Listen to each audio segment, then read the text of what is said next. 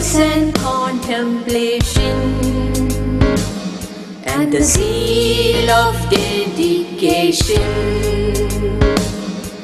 the splendor of Carmel. Let your fire and flame shower upon us from beyond the blue. నేరుగా దేవుని వాక్యాన్ని మనం చదువుకొని మనం కలిసి ధ్యానం చేద్దాం. మనం అనేకులంగా కూడి దేవుని వాక్యాన్ని కలిసి మనం ఆలోచించడానికి ప్రభు మనకు సహాయపడతా ఉన్నారు.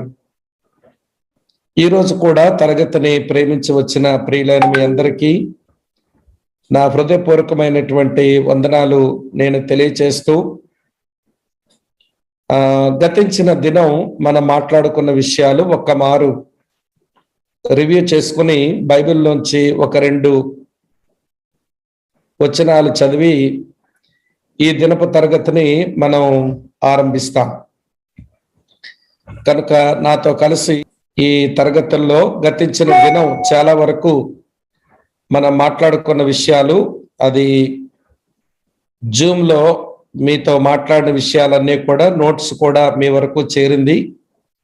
అలాగనే ఆడియో వీడియో కూడా గ్రూపుల్లో పెట్టబడ్డాయి. కనుక మరోసారి దాన్ని మీరు చూడాలి అని నేను మీకు హృదయపూర్వకంగా నేను కోరుతా ఉన్నాను.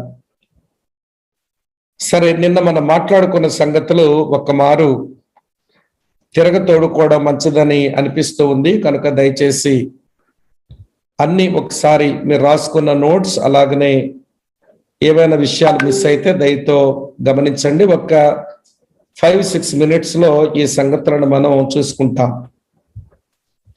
నిన్నటి దినాన్ని దేవుని పిల్లలకు దేవుడిచ్చిన ఆధిక్యతలను పేతురు రాసిన మొదటి పత్రిక 2వ అధ్యాయం 4-8 వచనాల నుంచి ఆలోచించాము. ఆ వచనాల్లో మనకు 4 ఆధిక్యతలు మనకి కనబడ్డాయి. ఈ 4 ఆధిక్యతల వెనకాల 4 రకాలైన బాధ్యతలు ఉన్నాయి. క్రీస్తు యొద్దకు రావచ్చునని, దేవునింటిలో కట్టబడవచ్చునని, యాజకులుగా అర్పణలు అర్పించవచ్చని, క్రీస్తు యొక్క మహిమలో పాలుపంపులు పొందవచ్చు అని ఈ 4 ప్రివిలేజెస్ మనకున్నాయి అనేది అర్థమైంది. ఈ ఆధిక్యతల వెనుక ఉన్న బాధ్యతలు నిర్వర్తించడానికి దేవుడు మనకు అనుగ్రహించింది దేవుని యొక్క వాక్యం. 147వ కీర్తన 19-20 వచనాల్లో ఈ వాక్యమును యాకోబునకు ఆయన దయచేశాడు, ఏ జనానికి కూడా ఈ భాగ్యం దొరకలేదు అనే విషయాన్ని మనం ఆలోచించాం. కనుక మనకివ్వబడిన ఆధిక్యతను అనుభవించడానికి, మనకున్న బాధ్యతలు మనం నిర్వర్తించడానికి ప్రభు మనకు స్నేహితులారా తన వాక్యమే ఇచ్చాడు అనే సంగతి మనం నిన్నటి దినాన్ని ఆలోచించాం. అట్లయితే ఆ దేవుని వాక్యాన్ని మనం గౌరవించాలి, ప్రేమించాలి. మనం దేవుని వాక్యాన్ని గౌరవిస్తే, ప్రేమిస్తే క్రీస్తును గౌరవించి ప్రేమించినట్టే.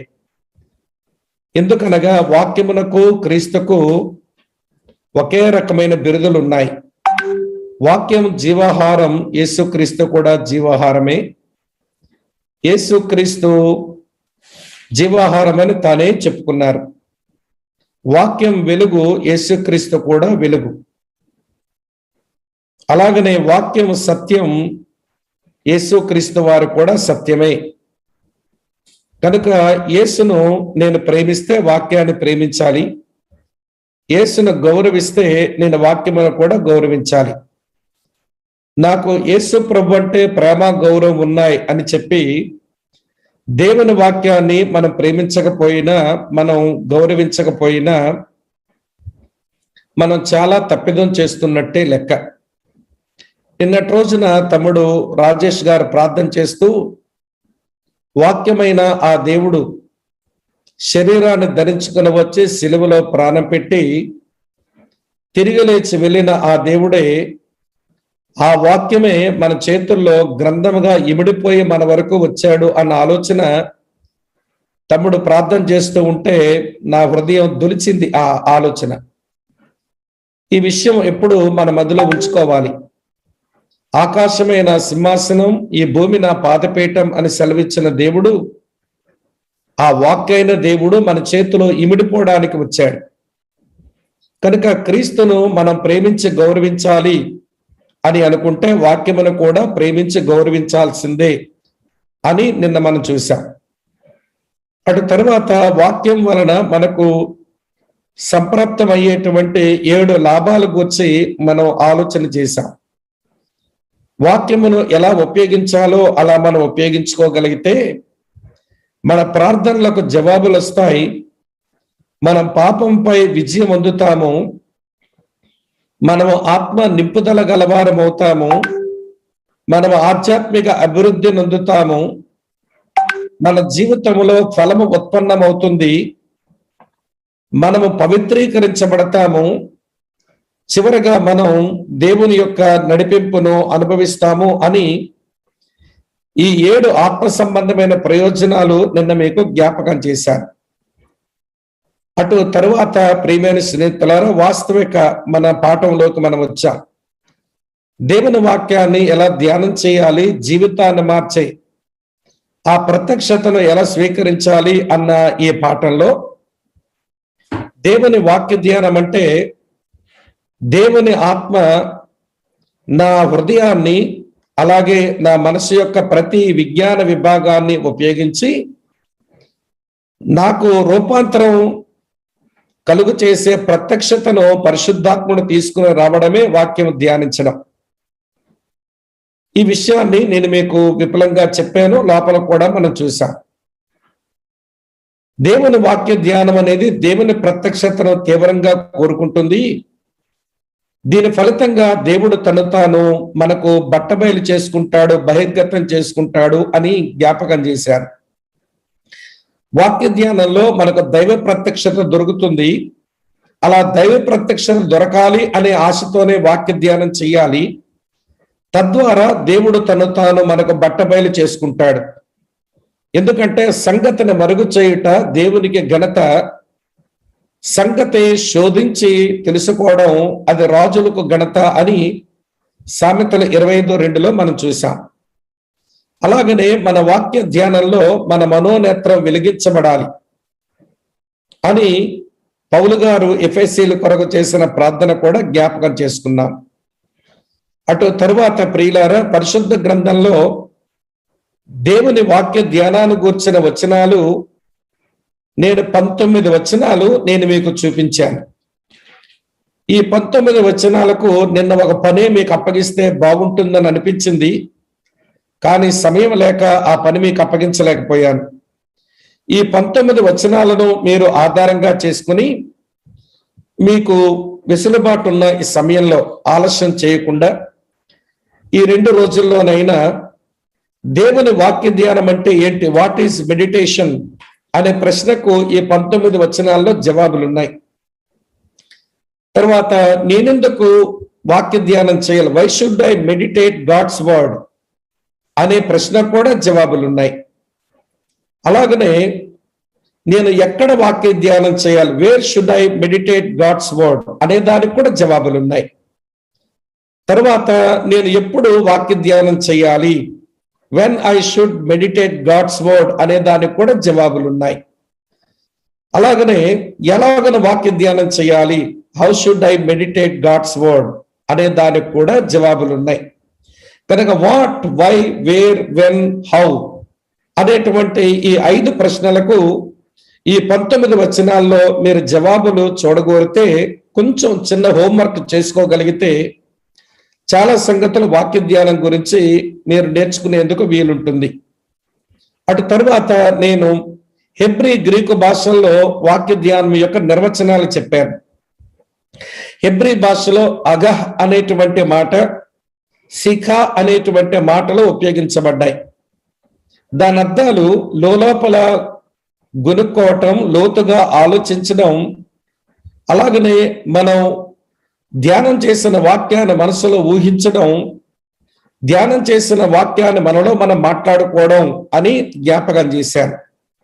శిఖ అంటే మనం ధ్యానించిన వాక్యానికి మన జీవితాన్ని ఎదురుగా పెట్టుకొని రిఫ్లెక్ట్ అవ్వడం, అలాగనే లోపల ప్రార్థన చేసుకోవడం అని కూడా చెప్పాను. తర్వాత హిగ్గావ్యోన్ అనేటువంటి గ్రీకు పదం ఉపయోగించబడింది. దీని అర్థం లోపల గొనుగుతున్న శబ్దమని, అలాగనే మ్యూజికల్ నొటేషన్, సంగీత సంజ్ఞామానం, లోపల మ్యూజికల్ నొటేషన్ అనుకోవడం, గట్టిగా గంభీర ధ్వని చేయటం ఆ వచనంలో నుంచి వచనాన్ని తీసుకుని అనేది కూడా అర్థం వస్తుందని చెప్పారు. తర్వాత మెలిటోవో అనేటువంటి పదానికి అర్థం ఏంటంటే శ్రద్ధ వహించడం.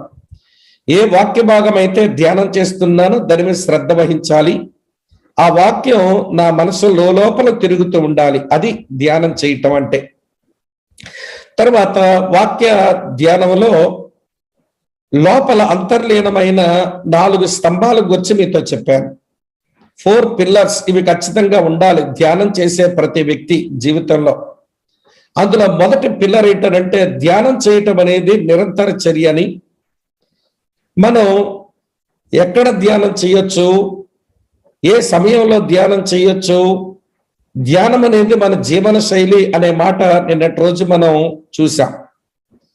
అటు తర్వాత మన వాక్య ధ్యానం మనం చేస్తూ ఉంటున్నప్పుడు దేవుని ఆత్మ మన మనసు యొక్క ప్రతి విజ్ఞాన విభాగాల్ని ఉపయోగించాలి. అంటే పరిశుద్ధాత్మ దేవునికి నీవు స్వేచ్ఛనిస్తే నీ మనసు లోపల ఉన్న 2 అర్ధగోళాలుగా విడిపోయిన నీ మెదడులో సంభాషించే సామర్థ్యం ఉంది, వ్రాసింది చదవగలిగిన సామర్థ్యం ఉంది, హేతుబద్ధంగా ఆలోచించే సామర్థ్యం ఉంది, సంగీతానికి కదలికలు వచ్చేటువంటి సామర్థ్యము లోపలుంది, అలాగనే జ్ఞానం పొందేటువంటి సామర్థ్యము లోపల ఉంది, భావోద్రేకాలు వ్యక్తపరిచే సామర్థ్యం ఉంది, అలాగనే దేన్నైనా రిఫ్లెక్ట్ అయ్యి దేని ముందైనా మనం పెట్టుకొని చూసుకునే సామర్థ్యం మనకుంది, అలాగనే మనం దేన్నైనా ఊహించగలిగిన సామర్థ్యం కూడా మన లోపల ఉంది. మన మెదడులో రైట్ సైడ్ ఏ కెపాసిటీ ఉంటుందో, లెఫ్ట్ సైడ్ ఏ కెపాసిటీ ఉంటుందో అవన్నీ విపులంగా నిన్న మనం ఆలోచించాం. కొంచెం స్పీడ్గా చెప్పాను నిన్న, టైం ఎక్కువ లేక కనుక మరోసారి జ్ఞాపకం చేస్తున్నాను. మీరు ఈ బొమ్మ మీరు చూస్తే నీ మనసులో ఉన్న అన్ని సామర్థ్యాలను పరిశుద్ధాత్ముడు కుదిపి లేదా కదిలించి తాకి మనం చదివిన వాక్యానికి వీటన్నిటిలో కదలికలిచ్చి అది హృదయంలోకి దిగనిచ్చి హృదయంలోంచి ప్రార్థనన్నా లేదా హృదయంలో నుంచి ప్రేమపూర్వకమైన భక్తి అన్నా హృదయంలో నుంచి లోపల నుంచి వచ్చే మూలుగులన్నా హృదయంలో కలిగించడమే ఈ ధ్యానములో ఉండేటువంటి అంతర్లీన స్తంభం. ఇది ఖచ్చితంగా ఉండాలి పిల్లర్. ఇది లేకపోతే ఇక మెడిటేషనే లేదు. ఇది మీ దయతో గమనించాలి. అటు తర్వాత 3వ స్తంభం, ధ్యానం వల్ల ఖచ్చితంగా ఏదో ఒక దైవ ప్రత్యక్షత మనకు రావాలి. కనుక ధ్యానం వల్ల ప్రత్యక్షత వస్తుంది ఖచ్చితంగా. మన హృదయాలకు సత్యాన్ని వెల్లడించే ప్రభు పైనే మన కళ్ళు నిలుపుకుంటూ, అంటే వాక్యంతో మనం ధ్యానం చేస్తున్నప్పుడు అపొస్తలుల కార్యాలు 2:25 ప్రకారం పేతురు అంటున్నాడు, దావీదు పలికిన మాట, నా దేవుణ్ణి నా ముందు ఉంచుకున్నాను అన్నాడు. అలా దేవుడు నీ ముందు ఉన్నాడు అన్నట్టుగా ధ్యానం చేయటం నీవు ఆరంభించాలి. అలా ప్రభువా నీ ప్రత్యక్షత నాకు ఇవ్వని అడుగుతూ ఆరాధనలో ఉంటుండగా, ప్రార్థనలో ఉంటుండగా, మనం మౌనంగా ఆయన సముఖంలో కూర్చుంటున్నప్పుడు మనం దైవ ప్రత్యక్షతను పొందుకోవడమే ధ్యానం చేయటం అనే విషయాన్ని మనం నిన్నటి రోజున చూసాం. లాస్ట్ పిల్లర్, చివరిది ఏంటంటే మనకు దొరికిన ప్రతి ప్రత్యక్షత కూడా మనకి పరివర్తనలోనికి తీసుకుని వెళ్ళాలి, అనగా రూపాంతరపరచాలి. మన లోపల వచ్చేటువంటి మండే ప్రత్యక్షత మన హృదయాల్లో సత్యాన్ని సృష్టిస్తే ఆ ప్రత్యక్షతకు దేవునితో మనం అంటాము, అవును ప్రభువా నీవు బయలుపరిచిన విషయానికి నేను ఇలానే ఉన్నాను, నువ్వు అలాంటి వాడివి, అవును ప్రభువా నీవు ఇటువంటి గొప్పవాడివి, అవును ప్రభువా నేను ఇటువంటి దుర్మార్గుడనని దేవునితో మనం చెప్పుకొని యేసయ్య ఏం చెప్తున్నాడో ఏం మాట్లాడుతున్నాడో మనం చూస్తున్న దాంతో అది ఏకీభించగా దాన్ని మనం క్రియాశీలకంగా పెట్టగా, స్నేహితులారా మనం రూపాంతర అనుభవంలోకి వస్తాం. ఆ రూపాంతరపు స్థాయి ఎక్కడ వరకు అంటే మనము మన ప్రభువైన యేసుక్రీస్తు యొక్క సారూప్యములోనికి, పోలికలోనికి, ఆయన సంపూర్ణతలోనికి రావటం అనే విషయాన్ని మీరు దయతో గమనించాలి. ఇది నిన్న మనం మాట్లాడుకున్న మాటలు. కొంచెం నిన్న రాని వారికి, అలాగే నిన్న వచ్చి కొంచెం స్పీడ్గా చెప్పాను గనక ఎవరైనా గ్రహించకపోతే దాన్ని మరోసారి మీరు ఆలోచించాలి అని నేను మీకు మనవి చేస్తా ఉన్నాను. మంచిది. ఈరోజు మనం ప్రియమైనటువంటి స్నేహితులారా మరి యొక్క భాగాన్ని వాక్యం నుంచి చదువుకొని ఈ దినపు తరగతిలోనికి మనం వెళ్తాం. చాలా మంచి విషయాలు ప్రతి క్రైస్తవ విశ్వాసి, ప్రతి శిష్యుడు, ప్రతి నాయకుడు, ప్రతి సేవకుడు తెలుసుకొని కార్యసాధనలో పెట్టవలసిన విషయాలు, క్రియాశీలకంగా పెట్టవలసిన విషయాలు ఈరోజు మనం అధ్యయనం చేయబోతా ఉన్నాం. దానికి ముందు వాక్యంలో నుంచి ఒక 2 వచనాలు మనం చదువుదాం. చూడండి. 119వ కీర్తన, 119వ కీర్తన నేను 97వ వచనం చదువుతాను. తరువాత 99వ వచనం కూడా నేను చదువుతాను. 119వ కీర్తన 97వ వచనం. నీ ధర్మశాస్త్రము నాకెంతో ప్రియముగా ఉన్నది, దినమెల్లా నేను దానిని ధ్యానించుచున్నాను. మరలా 99వ వచనం. నీ శాసనములు నేను ధ్యానించుచున్నాను, కావున నా బోధకులందరికంటే నాకు విశేష జ్ఞానము కలదు. దేవుడు ఈ వచనాలను మన కొరకు ఆశీర్వదించునుగాక. చిన్న ప్రార్థనతో ఈరోజు మన తరగతిని ఆరంభించుకుంటాం. శ్రద్ధగా దేవుని వాక్యం వినడానికి మరోమారు ప్రేమతో నేను మిమ్మలను ఆహ్వానిస్తా ఉన్నాను. ప్రార్థన చేసుకుందాం. ఈ దినపు ధ్యానానికి వెళదాం.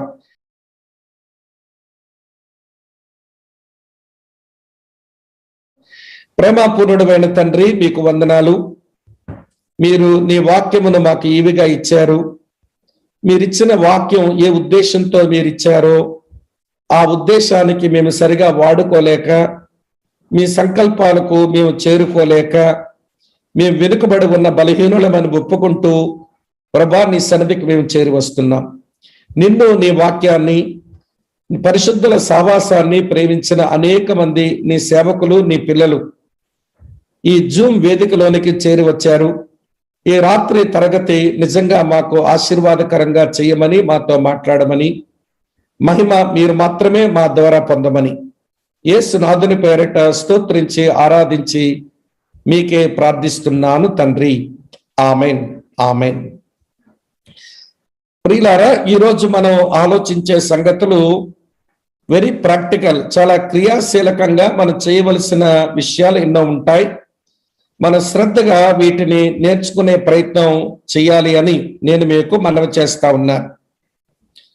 దేవుని వాక్యం ధ్యానించడం ఎట్లా, అలాగనే దేవుడిచ్చేటువంటి ప్రత్యక్షతను పొందుకోవడం కూడా ఎట్లా అనేటువంటి ఈ కీలకమైన విషయాన్ని మనం ఈ దినాల్లో మనం ధ్యానం చేస్తూ వస్తున్నాం.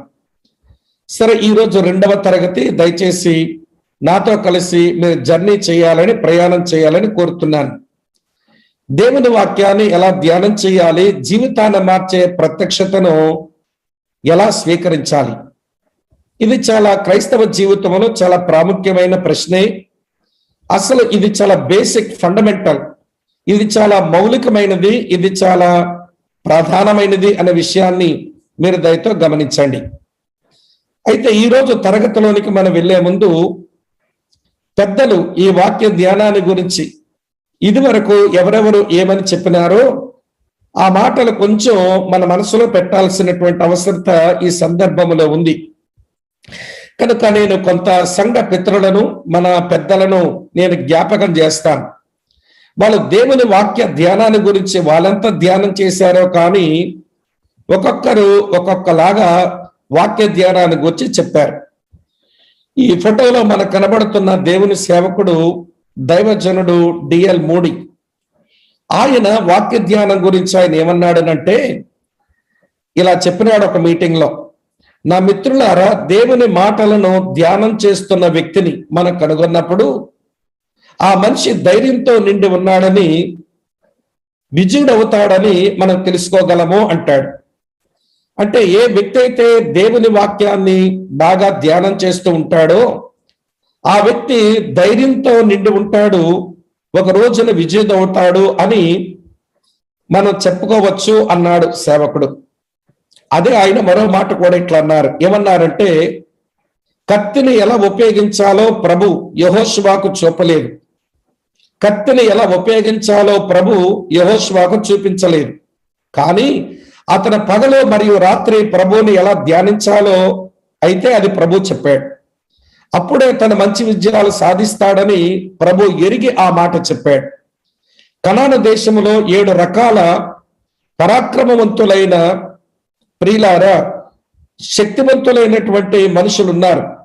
కనానీయులున్నారు, హిత్తీయులున్నారు, హివ్వీలున్నారు, గిర్గేషీయులున్నారు, అలాగనే అమోరీయులున్నారు, పెరిజ్జీయులున్నారు, యెబూసీయులున్నారు. వీళ్ళందరూ నిజంగా ఆజానుబాహులే. వారి ముందు దేవుని ప్రజలు నిలబడితే వారి దృష్టికి వీరు మిడతల్లా ఉంటారు, వీళ్ళ దృష్టికి కూడా వీరు మిడతల్లాంటి వాళ్ళే. కానీ అలాంటి శక్తివంతమైన మనుషులను జయించడం కొరకు దేవుడు యెహోషువకు కత్తి ఎలా ఉపయోగించాలో చెప్పలేదు, కానీ దేవుని వాక్యం ధ్యానం చేయడం కొరకు మాత్రమే చెప్పాడు. అంటే కత్తి ఉపయోగించడం నేర్చుకోవడం కంటే వాక్యం ధ్యానం చేయడం నేర్చుకోవడమే ప్రాముఖ్యం. అనగా చేతి కత్తితో విజయాలు రావు, హృదయమందున్న వాక్యంతో గొప్ప విజయాలు వస్తాయి అనే మాట దైవ సేవకుడు చెప్పిన మాట యొక్క తాత్పర్యమని నాకు అర్థమైంది ఆయన ప్రసంగంలో. కనుక ఈ రోజున మనం చేతి సాధనాలు వాడతాము, హృదయమందు దేవుని వాక్యం సరిగా ఉంచుకోం. ఆ కారణం చేతనే దుష్టుడు వాడి అనుచరుల మీద అర్థవంతమైనటువంటి విజయాన్ని పొందలేనటువంటి వారుగా మనం మిగిలిపోతున్నాం.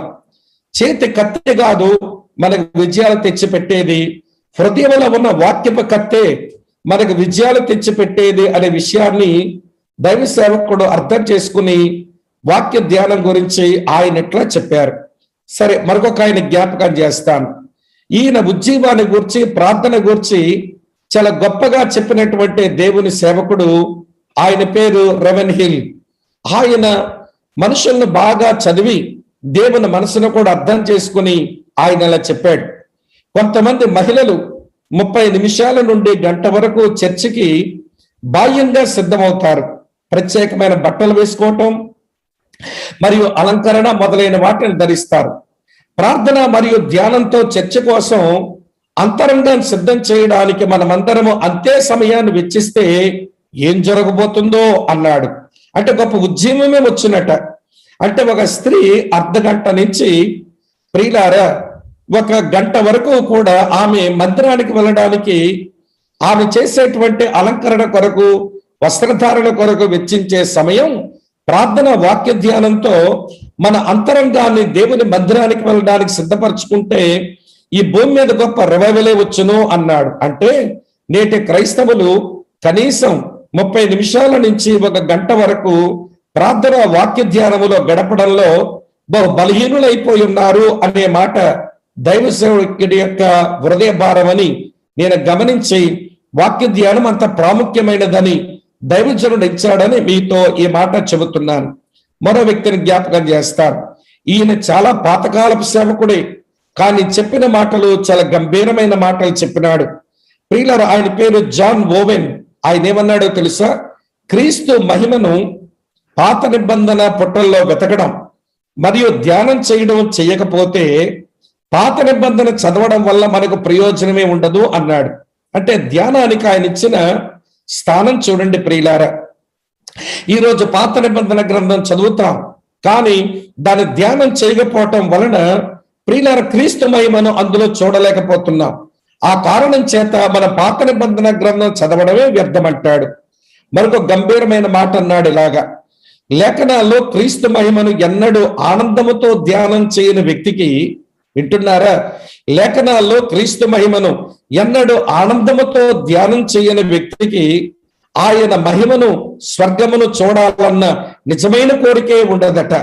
ఈ రోజున నేను పరలోకం పోవాలి, నా ప్రభువైన యేసుక్రీస్తుని చూడాలి అన్న ఆనందం తో కూడిన ఏమండి ఆశ మన లోపల ఎందుకు పట్టడం లేదంటే లేఖనాల్లో ఉన్న క్రీస్తు మహిమను గూర్చిన ధ్యానాలు లోపించినాయట. ఇంకా అంటాడు, అనేక ఇతర విషయాల గురించి ఆలోచించడానికి సమయం దొరికినప్పటికీ ఈ అద్భుతమైన విషయం, ఏ అద్భుతమైన విషయం? పరలోకానికి గురించిన ఆలోచన, అలాగనే నేను పరలోకములు యేసును చూడాలి అనేటువంటి ఆ కోరిక, ఈ అద్భుతమైన విషయాన్ని గురించి ధ్యానం చేయడానికి సమయం లేనటువంటి వ్యక్తులకు విశ్వాస ప్రేమలు ఉంటాయని ఎలాగనుకుంటాము? వీరి లోపల విశ్వాసము లేదు, వీరి లోపల ప్రేమ లేదు. ఆ రెండు ఉండవని ఎందుకంటున్నాడంటే ఈయన పరలోకాన్ని, అక్కడ ఉన్న ప్రభువుని చూడాలి అనేటువంటి ఆశతో వీళ్ళు లేఖనాల్లో ఉన్న క్రీస్తు మహిమను ఆనందముతో ధ్యానం చేయని వారట. ఈ మాటలు ఆలోచిస్తూ ఉన్నప్పుడు ఎంత గంభీరమైన ఆలోచనలతో ఆయన ఈ మాట చెప్పినాడో. లేఖనాల్లో క్రీస్తు మహిమను ఎన్నడూ ఆనందంతో చెయ్యని వ్యక్తులు మనం ఆ మహిమను, అదే క్రీస్తు మహిమను, స్వర్గాన్ని లేఖన ధ్యానంలో చూడాలన్న కోరిక ఇక్కడ మనకు లేకపోతే అక్కడికి వెళ్ళి ఆ మహిమను చూడాలని కోరిక ఎలా పడుతుంది? అందుచేత విశ్వాస ప్రేమలు లేని వ్యక్తులుగా నేటి దేవుని పిల్లలు ఉన్నారు అని ఏడ్చాడు దైవజనుడు జాన్ బోవెన్. మరొక వ్యక్తిని గురించి చెప్తాను. ప్రియులారా, ఈయన 119వ కీర్తన అంతా వాక్య ధ్యానాన్ని గురించి రాసిన దేవుని సేవకుడు.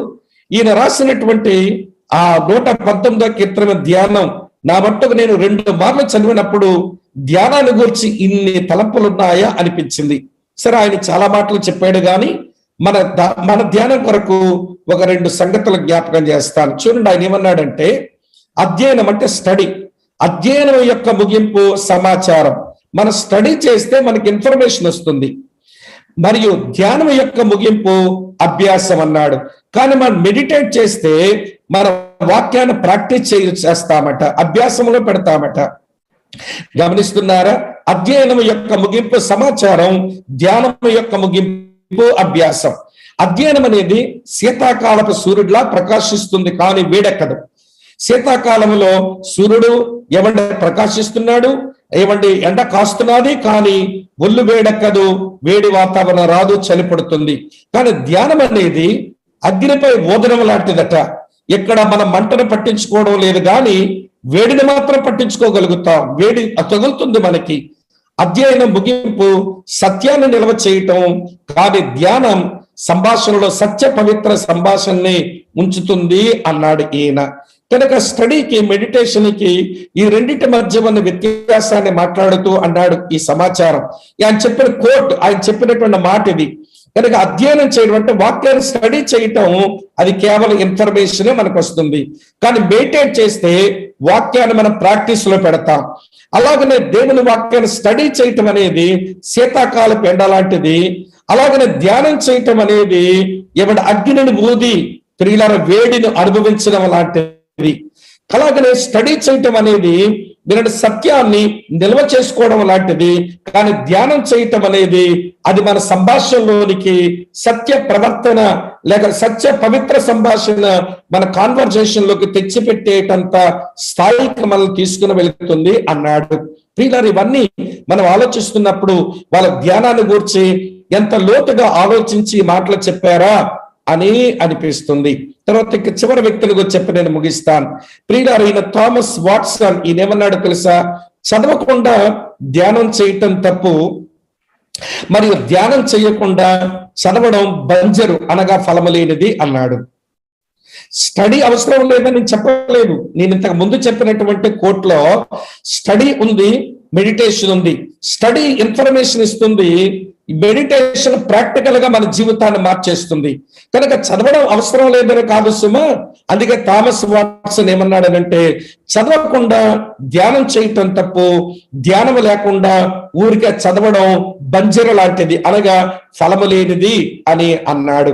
కనుక దేవుని పిల్లలమైన మన జీవితంలో చదవడం, ధ్యానం చేయటం ఈ రెండు ప్రాముఖ్యమే. నేను ఒక ఆర్టికల్ చదివాను, అది పెద్ద ప్రసంగం అయిపోయింది నాకు. 4 లైన్ల మాట, కానీ అది నాకు సందేశం లాగా అయిపోయింది.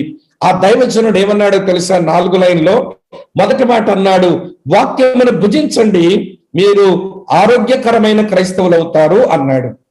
Feed the word. వినండి, you become a healthy Christian అన్నాడు.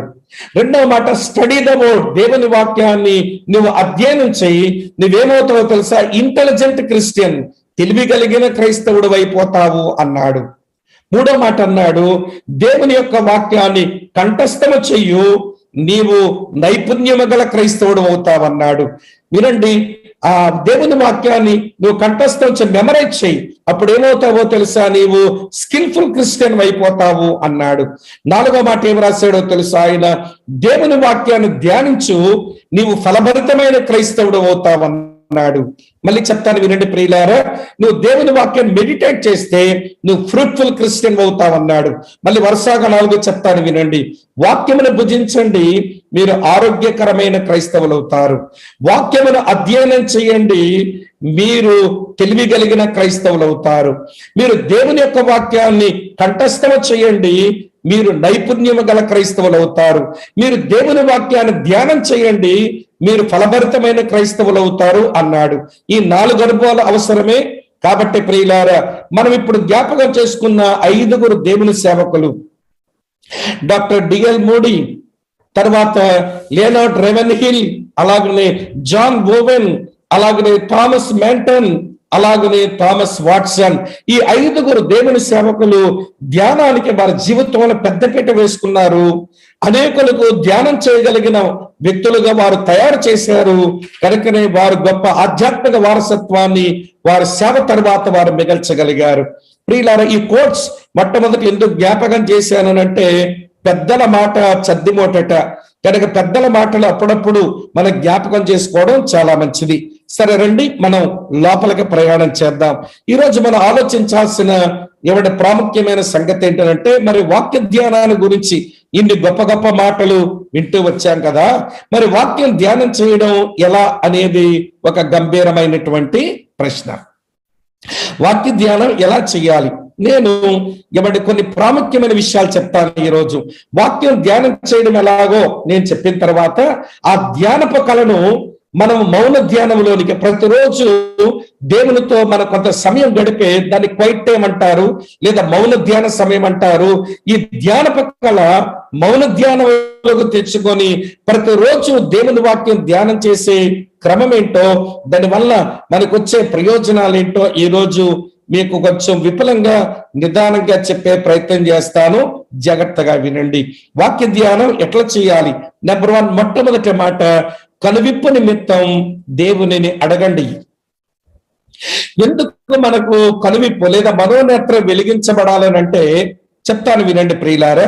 2 కొరింథీ పత్రిక 4:4 ప్రకారం, 2 కొరింథీస్ చాప్టర్ 4:4 ఏం చెబుతుందనంటే, ఈ యుగ సంబంధమైన దేవత మన మనోనేత్రానికి గ్రుడ్డితనము కలుగు చేస్తుందట.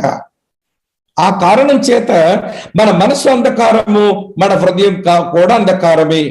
We were darkened in our hearts and minds. మన మనసులో హృదయాల్లో కూడా మనం గుడ్డివారమైతివి.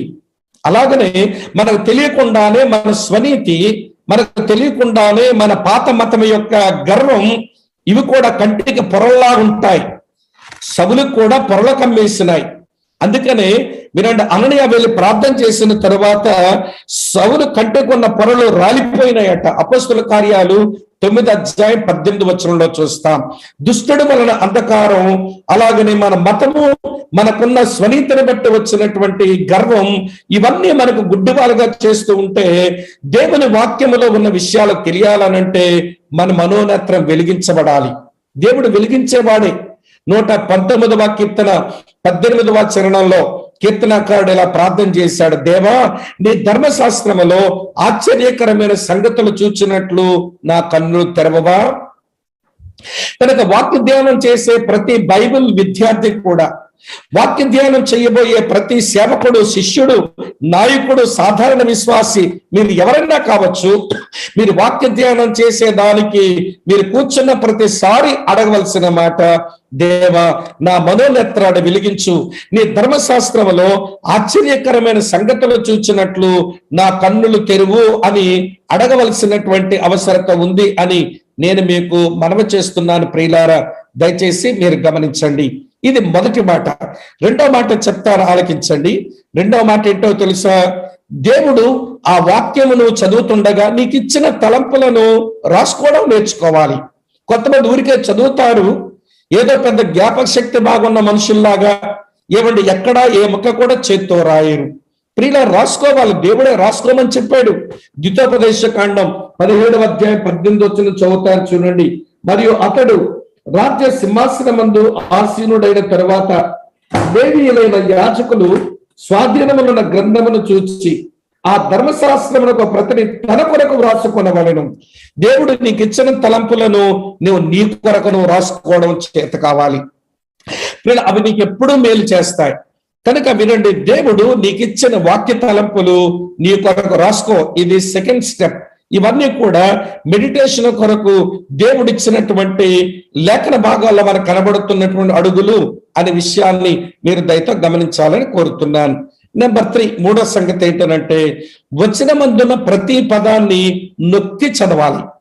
కొంతమంది వినండి ప్రియులారా, ఏదో రైలు బండి స్పీడ్గా పోయినట్టుగా గలగల చదువుకుంటూ వెళ్ళిపోతారు. ఏ పదం మీద వాళ్ళ మనసు నిలబడదు, ఏ పదం మీద వాళ్ళ కందృష్టి నిలబడదు, ఏ పదం మీద కూడా వారి ఆలోచన నిలబడదు. నేను ప్రతి పదం, వచనములో ఉన్న ప్రతి పదాన్ని నొక్కి చదువు. ఎందుకనంటే 2 తిమోతి 3:16 దైవావేశం వల్ల కలిగిన ప్రతి లేఖనము అన్న మాటలో ప్రతి లేఖనం అన్నప్పుడు ప్రతి పుస్తకం, ప్రతి అధ్యాయం, ప్రతి పారాగ్రాఫ్, ప్రతి వచనం, ప్రతి పదం కూడా దేవుని ఆత్మ వలన ప్రేరణతో వ్రాయబడిందని గమనించండి. కేర్లెస్ గా అలాగనే వినండి, క్యాజువల్ గా మీరు వచనాన్ని ఇష్టం వచ్చినట్టుగా చదవకూడదు. ఈ రోజున మనకు వాక్య ధ్యానం ఎందుకు లోపిస్తుంది అంటే వినండి, ప్రతి పదాన్ని మనం నొక్కి చదివే అలవాటు మనకు లేదు. చాలా క్యాజువల్ గా చదువుకుంటూ వెళ్ళిపోతాం. నొక్కి చదివితే మనసు నిలబడుతుంది, కళ్ళు నిలబడతాయి, ముందు మనసు నిలబడుతుంది, తర్వాత హృదయంలో పని మొదలవుతుంది. అందుకు ఒక ఆయన అన్నాడు, వినాడు జాగ్రత్తగా, నీ కన్ను బాగుంటే నీ మనసు బాగుంటది, నీ మనసు బాగుంటే నీ హృదయం బాగుంటది. నీ కన్ను బాగుంటే విషయాన్ని బాగా గమనిస్తావు, నీ మనసు బాగుంటే విషయాన్ని బాగా ఆలోచిస్తావు, నీ హృదయం బాగుంటే విషయాన్ని నీ హృదయంలోకి తెచ్చుకుంటావు. కనుక వాక్యం ధ్యానం చేసేటువంటి సేవకులైన, విశ్వాసులైన, నాయకులైన ఎవరైనా కానివ్వండి, మీరు వచనాన్ని చదివినప్పుడు ప్రతి పదాన్ని కొంచెం వినండి, నొక్కి ఎంఫసైజ్ చేసి చదవండి, నొక్కి మరీ చదవండి. అప్పుడు మనకు ధ్యానం చేయటం చేతనవుతుంది. ఇది 3వ సంగతి. 4వ సంగతి చెప్తాను చూడు. 4వ సంగతి ఏంటంటే ఏ వచనం అయితే ధ్యానం చేస్తున్నావో దాన్ని కంఠస్థం చెయ్యి. 119వ కీర్తన 11వ చరణంలో కీర్తనాకారుడు అంటాడు కదా, ప్రభువా నీ ఎదుట నేను పాపం చేయకుండా ఉండినట్లు నీ వాక్యమును నా హృదయములో ఉంచుకున్నాను అన్నాడు. హృదయంలో ఉన్నది వినండి ధ్యానానికి వస్తుంది. నీవు కంఠస్థం చేసింది నీ ధ్యానానికి వస్తుంది. అది ఎంతకాలమైనా నీ మనసులో ఉంటుంది. అంతెందుకు, నేను యేసు ప్రభు నమ్మకమునుపు నేను చేసేటువంటి పూజల్లో ఉండేటువంటి ఆ శ్లోకాలు, పాటలు వినండి నా లోపలికి వచ్చేసినాయి. చాలా సంవత్సరాలుగా చేశాను కదా. ఎక్కడైనా ఆ పాట గణేశ శరణం శరణం గణేష్ అని పాట వస్తుంటే అది నా మనసులోకి వచ్చేస్తా ఉంటది అన్నట్టు. అది వదిలేసేంత కాలం అయింది క్రైస్తవుడిని, మళ్ళీ వచ్చేస్తుందేంటబ్బా అని బాధపడతాను. వినండి ప్రియమైన స్నేహితుల, సర్వోజన సుఖన భవంతు అనేటువంటి శ్లోకం మొదలెట్టగానే వచ్చేస్తూ ఉంటుంది నోట్లోనికి.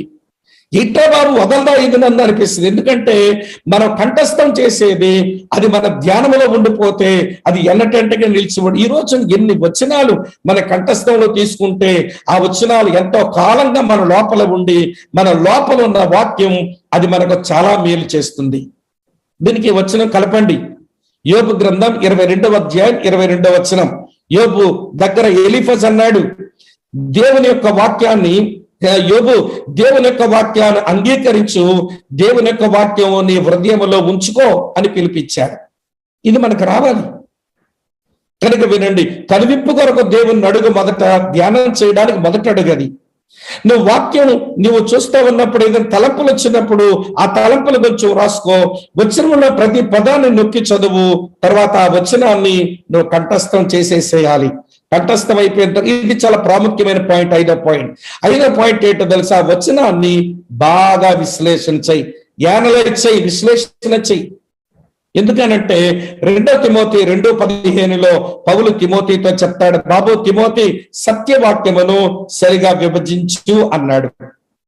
సత్యవాక్యాన్ని సరిగా విభజించడం అంటే ఏమంటే వాక్యం మీరు సరిగా విశ్లేషణ చేసి తెలుసుకోవాలి. దీనికి సులువుగా నేను మీకు 2 పద్ధతులు చెప్తాను. ఒక పద్ధతి పేరు కోంబ్, మరో పద్ధతి పేరు స్పెక్. ఈ 2 అవసరం. Comb method, spec method. మీరు దేవుని వాక్యాన్ని మనం విశ్లేషణ చేస్తున్నప్పుడు కోంబ్ మెథడ్ అంటే మీరు COMB అన్నాం కదా, అంటే దువ్వెన. వాక్యాన్ని కొంచెం కోంబు విధానంలో వాడండి. కోంబ్ అంటే వాక్యాన్ని చదివేమో ఒక వచనాన్ని మొట్టమొదట కోంబ్ అంటే మొదటి C అంటారంటే కాంటెక్స్ట్. ఈ వచనం ఏ సందర్భంలోనిది, ముందు సందర్భం చూడండి. సందర్భాన్ని వదిలేస్తే పెడార్థాలు తీస్తాం. ఒక ఆయన ఇలా అన్నారు, ఏమన్నారు తెలుసా, వినండి.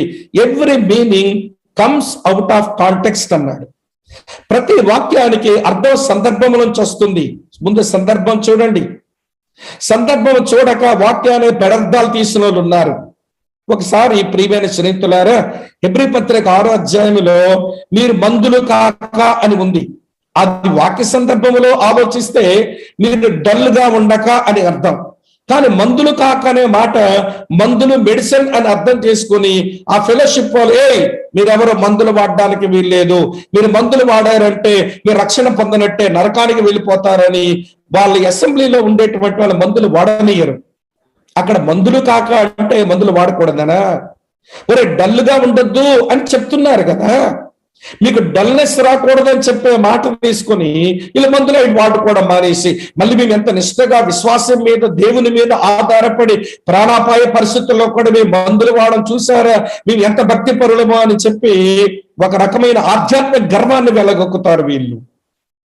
కనుక తమ్ముడు, చెల్లి, అన్న, అక్క, ఏ వచనమైతే చదివావో, ఏ పదమైతే నువ్వు ఆలోచిస్తూ, ఈ పదం ఏ వచనములో ఉంది, వచనం యొక్క సందర్భం ఏంటి, ఈ వచనం ఏ పారాగ్రాఫ్ లో ఉంది, పారాగ్రాఫ్ సందర్భం ఏంటి, ఈ పారాగ్రాఫ్ ఏ అధ్యాయంలో ఉన్నది, ఈ అధ్యాయం సందర్భం ఏంటి, ఈ అధ్యాయం ఏ పుస్తకంలో ఉంది, పుస్తకం యొక్క సందర్భం ఏంటి, ఈ పుస్తకం బైబిల్లో ఎక్కడుంది, దాని సందర్భం ఏంటి.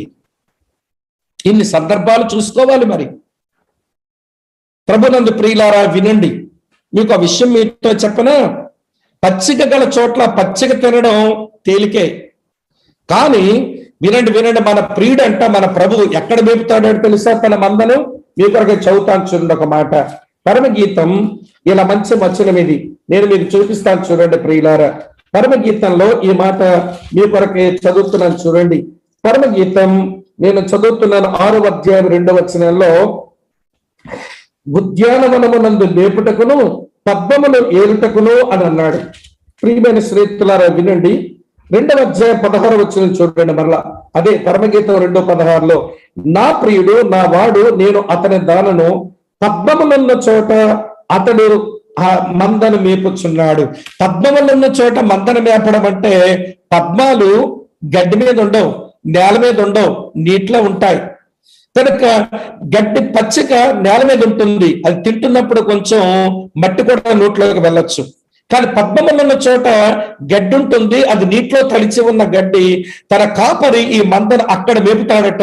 అంటే ఆ నీటిలోకి వెళ్ళి ఏ ఇసుక, ఏ మట్టి నోట గంటని స్వచ్ఛమైన రుచికరమైన ఆ పద్మములున్న చోట గడ్డి తినడం అంటే కొంచెం కష్టపడాలి. మరి మన ప్రభు ఆశ పచ్చిక మీద మీరు తిని పడుకుందరు గాని, అలాగే పద్మములున్న చోటకి అప్పుడు తీసుకెళ్తుంటాను, అక్కడ కూడా వచ్చి మేత వేయండి అంటున్నాడు. అంటే ఈ మాట నేను ఎందుకు చెప్పానంటే, దేవుని యొక్క వాక్యం చదువుతున్నప్పుడు కొన్నిసార్లు నేల మీద ఉన్న పచ్చికలాగా వెంటనే మన నోటికి వెళ్ళిపోవచ్చు. కొన్నిసార్లు పద్మములున్న చోటకు ప్రభు నడిపిస్తాడు. దాని వాక్య సందర్భాన్ని ఆలోచించాలంటే కొంచెం మనసు పెట్టాలి, శ్రమ పడాలి. కనుక శ్రమపడినవాడు, కష్టపడినవాడు, ఆలోచించలేని వాడు ఏమీ నేర్చుకోలేడు అని మీరు గమనించాలి. 2వ సంగతి చెప్తాను, వినండి. కోంబులో ఓ అంటే అదర్ స్క్రిప్చర్స్, ఇతర లేఖనాలు కొంచెం చూడు. ఈ లేఖనం చదివావు, దీనిలాగా ఉన్న వచనం ఎక్కడుంది, దీనికి మద్దతు పలికే వచనం ఎక్కడుంది, ఈ వచనానికి వ్యతిరేకంగా ఉన్న వచనం ఎక్కడుంది, తేడా. అలాగనే వినండి, పోలిక ఎక్కడెక్కడ ఉన్నాయో మనం చూసుకోవడం చేత కావాలి. అప్పుడే మన వాక్యాన్ని బాగా ధ్యానించగలం. దువ్వండి, మీ దువ్వెన తీయండి వాక్యం దగ్గర. మూడో సంగతి ఏంటంటే మీనింగ్ ఆఫ్ ఎవ్రీ వర్డ్. ప్రతి పదానికి అర్థం వెతకండి. ప్రతి పదానికి అర్థం వెతికితే వినండి ప్రియులారా, వచనం అర్థం అవుతుంది. వచనం యొక్క అర్థం తెలిస్తే వినండి ప్రియుల, పారాగ్రాఫ్ లోకి వెళ్తాము, పారాగ్రాఫ్ అర్థం అవుతుంది. అప్పుడు దేవుడు మనకి ఇవ్వాలనుకున్న సందేశాన్ని స్పష్టంగా మనం అర్థం చేసుకోగలుగుతాం. తర్వాత బి ప్రియులారా, మీ కోంబులో బి ఏంటనంటే బ్యాక్గ్రౌండ్. ఈ వచనం యొక్క నేపథ్యం ఏంటి, ఏ బ్యాక్గ్రౌండ్ లో ఏమండి, ఏ బ్యాక్గ్రౌండ్ దీని వెనుక ఉంది, ఏ నేపథ్యం నుంచి వచనం వచ్చింది అనేది కూడా మనం చూడాలి. ఈ రోజున దివ్యన వాడడం రానివారు, కోంబు వాడడం రానివారు వాక్య ధ్యానానికి సరిపోరు. అంతే అయిపోయింది. క్యాజువల్ గా చదువుకుంటారంతే, స్టడీ చేసుకుంటారంతే, రీడింగ్ ఇచ్చుకుంటారంతే, కానీ దాని మీద ధ్యానం సాగదు. ధ్యానం సాగాలంటే మనం చదివిన వచనం యొక్క భాగం యొక్క సందర్భం, దానికి కలిసి ఉన్న ఇతర లేఖనాలు, ప్రతి దానికి అర్థము, దాని నేపథ్యం, ఈ 4 తెలియాల్సింది. ఇది తెలిసిన తర్వాత మన జీవితంలోనికి వాక్య ధ్యానాన్ని తెచ్చుకుంటున్నప్పుడు, విశ్లేషించుకుంటున్నప్పుడు మన స్పెక్ లేకపోతే వినండి ప్రియులారా, ఒక మొక్క వాడడం మనకి చేత కావాలి. ఏమిటి స్పెక్ అంటే? ఇది మంచి ఆహారపు మొక్క లాంటిది. ప్రియులారా వినండి, స్పెక్ అంటే నేను మళ్ళీ SPECK చెప్తాను, వినండి. మీరు వాక్యాన్ని మనం సందర్భం చూసాము, వాక్యాన్ని వేరే వాక్యంతో పోల్చి చూసాము, వాక్యం ఉన్న ప్రతి పదం యొక్క అర్థం తెలుసుకున్నాము, ఈ వాక్యం యొక్క నేపథ్యం అర్థమైంది. ఇప్పుడు వాక్యాన్ని మన జీవితంలో తెచ్చుకుంటున్నప్పుడు వినండి, ఎస్ అంటే తెలుసా, సిన్ టు అవాయిడ్. నీ విడిచిపెట్టవలసిన పాపం ఏదైనా ఈ వచ్చిన మాట్లాడుతుందేమో చూడు. సిన్ టు అవాయిడ్, నువ్వు విడిచిపెట్టవలసిన పాపం ఏదైనా ఉందేమో చూడు. ఊరికే చదివేసి బైబిల్ మూసేసి ఈ రోజు నాకు యాక్సిడెంట్ అవ్వదు, ఈ రోజు నేను అనుకునే పని అయిపోద్ది, ఈ రోజు జోబి నిండిపోద్ది, ఈ రోజంతా నవ్వే అనుకుని మూఢనమ్మకాల బట్టి చెయ్యొద్దు. మనం వాక్యాన్ని చదివాము, చదివి వినండి, ఇందులో మొక్క తీయండి. ఏమిటా మొక్కనంటే, నేను విడిచిపెట్టవలసిన పాపాన్ని గురించి దేవుడేమన్నా మాట్లాడుతున్నాడా? అది మీ మొదటి ఎస్. రెండోది ఏంటో తెలుసా, పి అంటే ప్రామిస్ టు గ్రాబ్. నువ్వు చేపట్టవలసిన వాగ్దానం ఇందులో ఏమైనా ఉందా? దేవుడు నేను ధ్యానం చేస్తున్న వచనంలో ఏదైనా వాగ్దానం నాకు ఇస్తున్నాడా? ప్రియమైన స్నేహితులారా వినండి, వాగ్దానాలు మనకు అవసరం. ఎందుకో తెలుసా ప్రియులారా, 2 పేతురు 1:4 వచనంలో పేతురు అని అంటాడు, ఏమని చెప్పినాడు తెలుసా ప్రియులారా? 2 పేతురు 1:4 వచనంలో దేవుడు మనకు అమూల్యములను అత్యధికమైన వాగ్దానాలు ఇచ్చాడు. ఆ వాగ్దానాల మూలముగా ఈ లోకంలో ఉన్న భ్రష్టత్వాన్ని తప్పించుకొని మన దేవుని స్వభావంలో పాలివారం అవ్వచ్చట.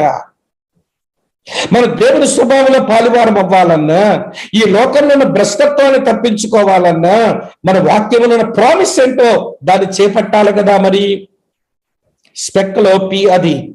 తర్వాత ఈ ఏంటనంటే ఎగ్జాంపుల్ టు ఫాలో. నేను అనుసరించవలసిన మాదిరిందులు ఏమైనా ఉందా? నేను అనుసరించవలసిన మోడల్, మాదిరి ఏమైనా ప్రభు చూపిస్తున్నారా? చూడండి.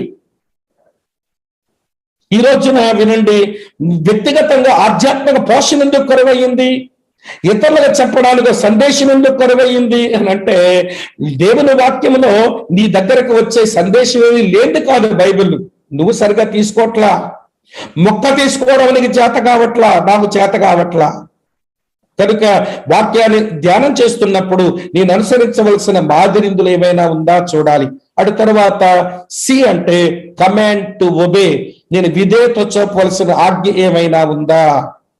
ప్రియులారా, యోహాను సువార్త 14:22 వచనం ప్రకారం ప్రభువుని మనం ప్రేమిస్తున్నాము గనక తప్పక మన విధేయత చూపవలసిందే.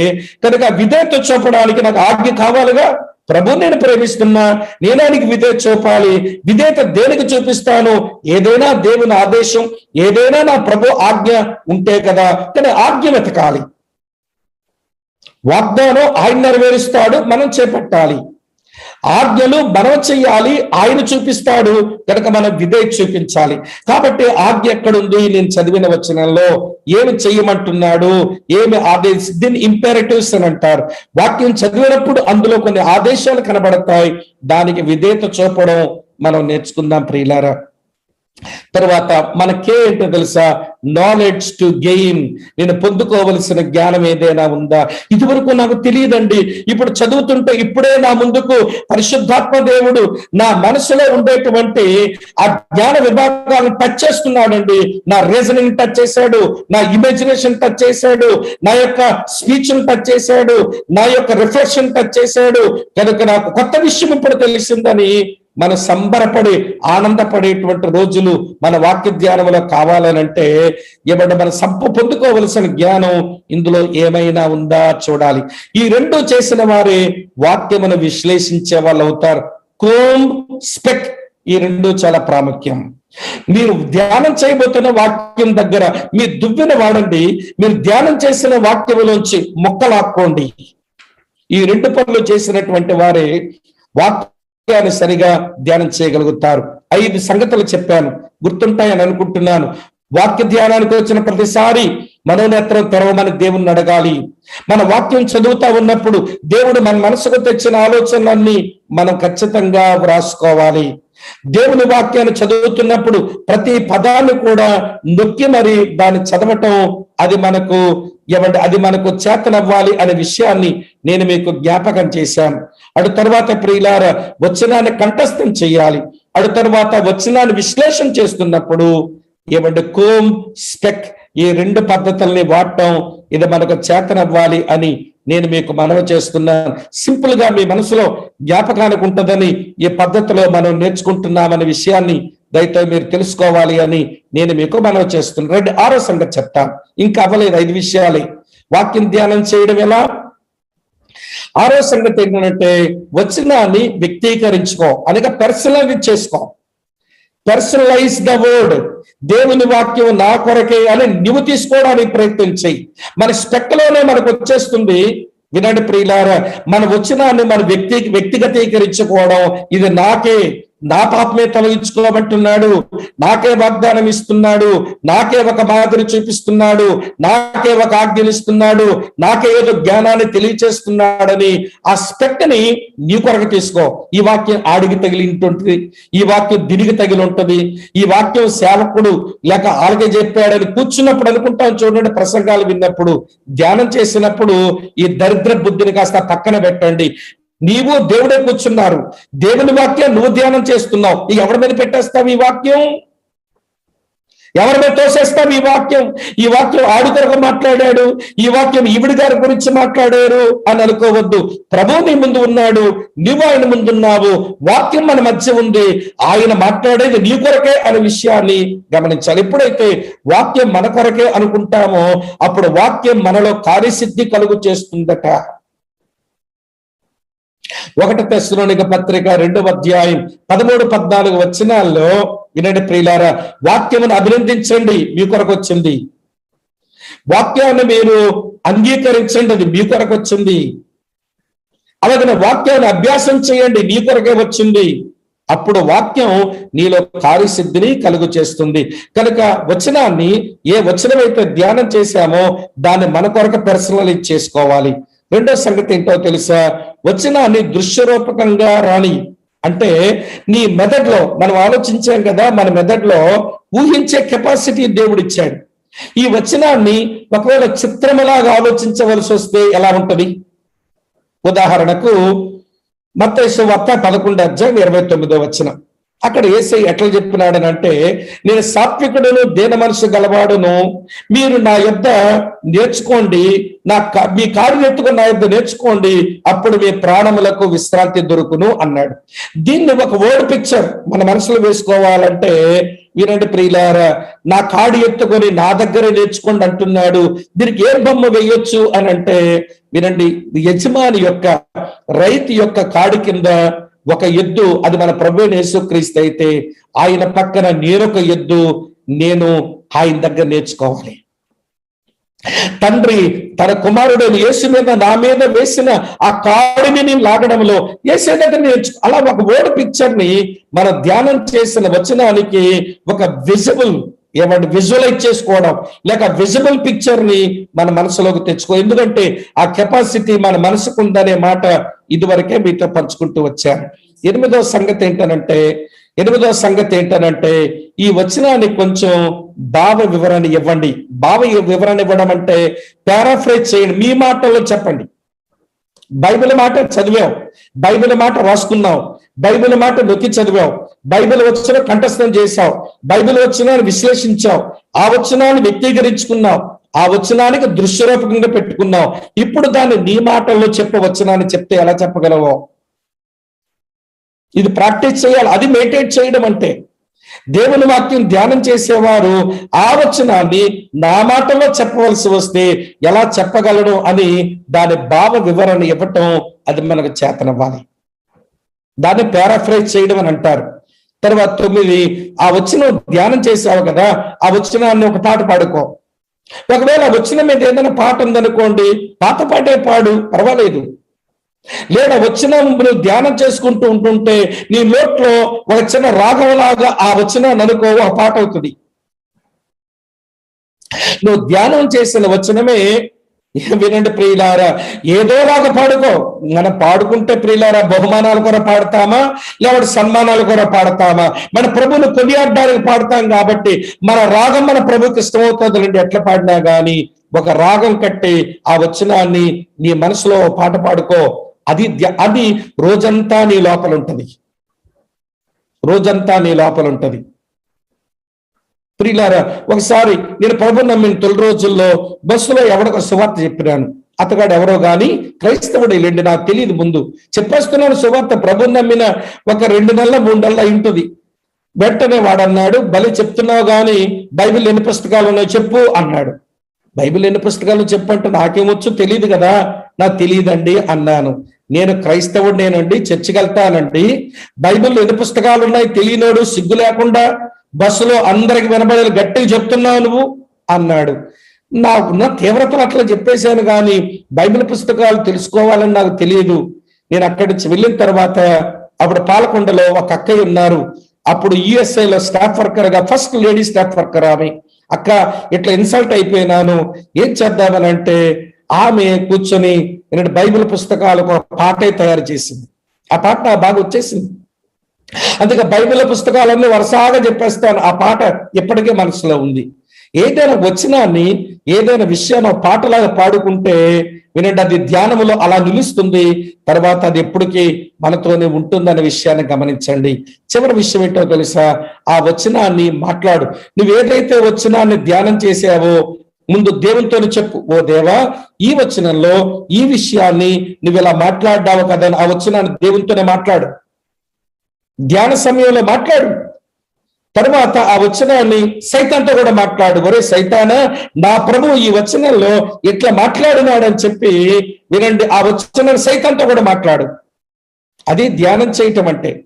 అదే వచనాన్ని నీలో నువ్వు మాట్లాడుకో. వింటున్నారా? వచనాన్ని నీలో నువ్వు మాట్లాడుకో లోపల. అది ధ్యానం చేయటం అంటే. తర్వాత వచనంలో నీకు వచ్చిన ధ్యానాన్ని ఇతరులతో మాట్లాడు. అది ధ్యానం చేయడం అంటే. 4 యాంగిల్స్ లో మాట్లాడాలండి మనం ధ్యానంలో. దేవునితో, సాతానుతో, మనలో మనము, ఇతరులతో 4 కోణాల్లో మనం మాట్లాడగలిగితే ఆహా, ఆ వాక్యాన్ని మనం చాలా బాగా ధ్యానం చేసినట్టు లెక్క. ప్రియులారా, గమనిస్తున్నారా? ఈ 10 అడుగులు ఈ రోజున వాక్యం ధ్యానం చేయడానికి 10 అడుగుల అనుభవాలు నేర్చుకోవాలి. ఈ రోజున ఏదో చదివాము, ఎవరికో ప్రసంగం చేయడానికి ఏదో చదివాము, ఆ రోజు ముఖం తుడుపుకోవడానికి ఏదో అలవాటుగా చదవాలి కాబట్టి, ఎవడైనా అడిగితే ఏం చదివామంటే చెప్పాలి కాబట్టి ఇట్లాంటి పాడు దృక్పథాలతో, పాడు ప్రేరణలతో బైబిల్ చదివి మనం నష్టం తెచ్చుకోకూడదు. వాక్య ప్రయోజనం నేను పొందాలి కనుక వాక్యాన్ని సరిగా ధ్యానం చేయాలి. ఈ 10 మెట్లు ఇది సాధన చేయటం చేత కావాలి. ఇది ఎలాగ సాధనలో పెట్టవచ్చునో నేను దాన్ని మౌన ధ్యానంలోనికి, క్వైట్ టైంలోనికి తీసుకుని వస్తున్నాను. రండి ప్రియమైన స్నేహితులారా, దీన్నే వినండి, మౌన ధ్యాన సమయం అంటారు, క్వైట్ టైం అన్నారు. సరే, ఈ క్వైట్ టైం అనే దానికి నిర్వచనం ఏంటి? ఇది కంఠస్థమే రావాలి మీకు. నిర్వచనం అంటే వినండి ప్రియమైన స్నేహితులారా, దేవుని వాక్యం మరియు ప్రార్థన ద్వారా దేవుని గురించి తెలుసుకోవడానికి, దేవునితో ఒంటరిగా ఉండడానికి నేను కేటాయించిన రోజువారీ సమయమే మౌన ధ్యాన సమయం. మళ్ళీ చెప్తాను వినండి. దేవుని వాక్యం మరియు ప్రార్థన ద్వారా నేను దేవుని గురించి తెలుసుకోవడానికి, దేవునితో ఒంటరిగా ఉండడానికి నేను కేటాయించిన రోజువారీ సమయమే మౌన ధ్యాన సమయం. అంటే ప్రతిరోజు కొంత సమయం నీవు మౌన ధ్యాన సమయాన్ని కేటాయించాలి. ఆ సమయంలో నువ్వు దేవునితో ఒంటరిగా వాక్య ధ్యానాన్ని కూర్చోవాలి. ఆ వాక్య ధ్యానం చేస్తూ నువ్వు దేవునికి ప్రార్థన చేసుకుంటూ మరి ఎక్కువగా దేవుని గురించి నువ్వు తెలుసుకోవాలి. ఇంకొక విషయం చెప్తాను ప్రియులారా, మనం దేవుని గురించి తెలుసుకున్న కొలది మన గురించి మనం తెలుసుకోగలుగుతాం. మన గురించి తెలుసుకోవడానికి పెద్ద ప్రాకులాడకండి. నా గురించి నేను తెలుసుకుంటానే మనలో మనం చూసుకుంటే మన దరిద్రపు హృదయం ఉంది చూడండి, మోసకరమైంది, రోగంతో ఉన్నది. వినండి, అది మనం మోసం చేస్తుంది. నీ గురించి నువ్వు తెలుసుకోవడానికి ప్రయత్నం చేస్తే నీ హృదయమే నిన్ను మోసం చేస్తుంది. నువ్వు చాలా మంచోడివి, ఆడికంటే ప్రార్థనాపరుడివి, వీడికంటే దాతృత్వం కలిగిన వాడివి, వాడికంటే వాక్య ధ్యానం చేయగలిగిన వాడివి, వాడికంటే గొప్పవాడివి అని నీ హృదయమే నిన్ను మోసం చేస్తుంది. నీ గురించి నువ్వు తెలుసుకోవడానికి పెద్ద సమయం ఖర్చు పెట్టనక్కర్లా. ముందు దేవుని గురించి తెలుసుకోవడానికి నువ్వు సమయం వెచ్చించు. ఆ వెలుగులో నువ్వేంటో నీకు అర్థమైపోతుంది. కనుక మౌన ధ్యాన సమయం అంటే వాక్య ధ్యానం చేయడం ఎట్లనో నాకు అర్థమైంది. దాన్ని నేను మౌన ధ్యాన సమయంలో తెచ్చిపెట్టుకున్నప్పుడు దేవుని వాక్యం మరియు ప్రార్థన నేను దేవుని గురించి తెలుసుకోవడానికి, నేను దేవునితో ఒంటరిగా ఉండడానికి నేను కేటాయించిన రోజువారీ సమయమే మౌన ధ్యాన సమయం. సరే ప్రియులారా, నెంబర్ 2 రెండో సంగతి చెప్తాను వినండి. రోజువారీ మౌన ధ్యాన సమయం యొక్క ఇంపార్టెన్స్, ప్రాముఖ్యత. నేను ప్రతిరోజు దేవునితో కొంత సమయం వాక్యంతో, ప్రార్థనతో, వాక్యంతో ధ్యానం చేస్తా. ప్రార్థనలో కూడా నేను దైవ సన్నిధిలో నేను ఉంటా. దీనివల్ల నాకు వచ్చే ఒరిగే లాభం ఏంటో, దాని ప్రాముఖ్యత ఏంటో క్రైస్తవ జీవితంలో నేను వరుసగా జ్ఞాపకం చేస్తాను రండి. మొట్టమొదటి విషయం ఏంటో తెలుసా? మనము దేవునితో సావాసం కలిగి ఉండడానికి సృష్టించబడ్డామని మర్చిపోకండి. అందుకే దేవుడు తన పోలిక, తన స్వరూపంలో మనం సృజించాడు. వినండి ప్రియమైనటువంటి స్నేహితులారా, దేవుడు తన పోలిక, తన స్వరూపం జంతువులకో, పక్షులకో, క్రూర మృగాలకో, చేపలకో, వినండి పశువులకు ఇచ్చుంటే వాటితో దేవుడు సావాసం చేసుకునేవాడు. తన పోలిక, తన స్వరూపం దేనికి ఇవ్వలేదు, మనకే ఇచ్చాడు. అందుచేత మనం దేవునితో సావాసం చేయడానికి సృష్టించబడ్డాము. కనుక ప్రియుల సంకల్పం నెరవేర్పు అయిపోద్ది అన్నమాట. రోజువారీ మౌన ధ్యాన సమయం కలిగి ఉండడం వలన ఒక గొప్ప సంకల్పమే నెరవేరుతుంది. నెంబర్ 2 రెండో సంగతి ఏంటో తెలుసా? దేవునితో సంబంధాన్ని సాధ్యం చేయడానికే యేసు ప్రభు మరణించింది. యేసు ప్రభు ఎందుకు మరణించినాడు? 1 కొరింథీ పత్రిక 1వ అధ్యాయం 9వ వచనంలో ఇలా రాసి ఉంటుంది. దేవుడు తన కుమారుడైన ప్రభువైన యేసుక్రీస్తు ద్వారా యేసుక్రీస్తుతో మన సావాసం చేయడానికి ఆయన మనల్ని పిలిచాడు. యేసుతో మన సావాసం చేయడం దేవునితో సంబంధాన్ని కలిగి ఉండడమే. యేసుతో మన సావాసంలోకి రావడం దేవునితో సంబంధాన్ని కలిగి ఉండడమే.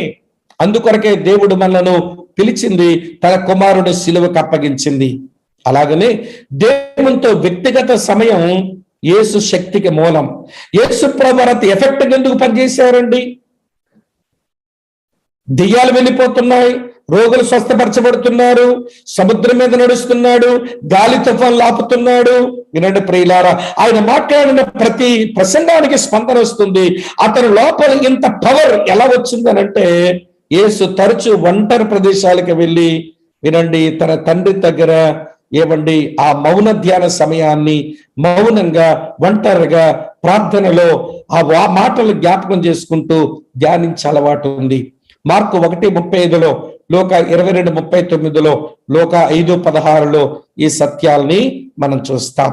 ఇవన్నీ రోజువారీ ఎవ్రీడే మన మౌన ధ్యాన సమయం యొక్క ఇంపార్టెన్స్ ఇందుకు మనం ఇవ్వాలని మనం అర్థం చేసుకోవాలి. దేవుని సేవలో సమర్థవంతంగా పనిచేసిన ప్రతి వ్యక్తి ఈ అలవాటును అభివృద్ధి చేసుకున్నారు. దేవుని సేవలో సమర్థవంతంగా పనిచేసిన ప్రతి వ్యక్తికి హ్యాబిట్ ఉంది. ఏది? క్వైట్ టైం, రోజువారీ దేవునితో మౌన ధ్యాన సమయం కలిగి ఉండడం. అబ్రహాముకి ఒంటరిగా దేవునితో ఉండే సమయాలు ఉన్నాయి. మోషేకైతే మరి చెప్పనక్కర్లేదు.